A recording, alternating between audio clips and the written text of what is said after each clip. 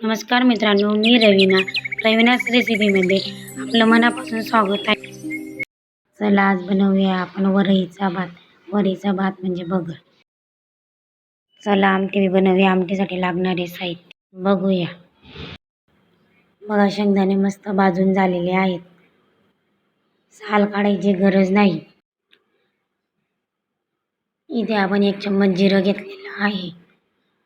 4-5 हिरव्या मिरच्या, भाजलेले शेंगदाणे. आता आपण याला मिक्सरमधून बारीक काढून घेऊया.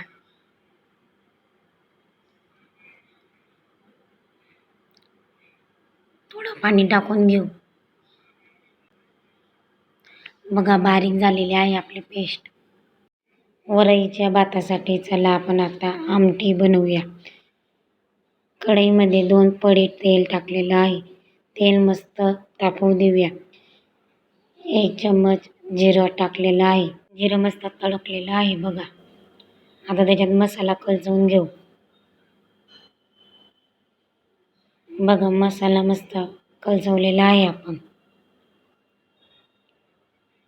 थोडं उरलेलं पाणी टाकून घेऊया भांड्यातलं.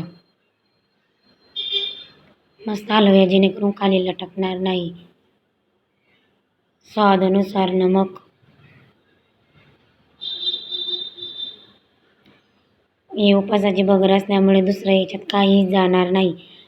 आपल्याला जशी थिकनेस हवी त्याप्रमाणे आपण पाणी टाकू शकतात. बघा, आपली आमटी किती मस्त तयार झालेली आहे. त्याच्यात चला आपण आमसूल टाकूया. थोडं खट्ट मिठ लागेल. बघा, मस्त उकळी आलेली आहे. चला, आपली आमटी झालेली आहे. आता आपण आमटीला बाजूला करूया. वरईचा भात बनवूया. आता आपण इथे 1.5 वाटी बगर घेतलेले आहे. बगर म्हणजे वरईचा भात. बघा, आता तिला स्वच्छ धुवून घेऊया. आपण इथे जेवढी बगर घेतलेली आहे त्याच्या डबलचं पाणी ठेवलेलं आहे. पाणीमध्ये थोडं तेल टाकूया. स्वादानुसार नमक. आता बगर धुवून झालेले आहे त्याच्यात टाकून घेऊया. पाणीला मस्त उकळी येऊ द्यायची, तरच बगर टाकायची. बघा, हलवून घेऊया. आता मस्त झाकून घेऊया. 2 मिनिटच लागेल बगर शिजायला.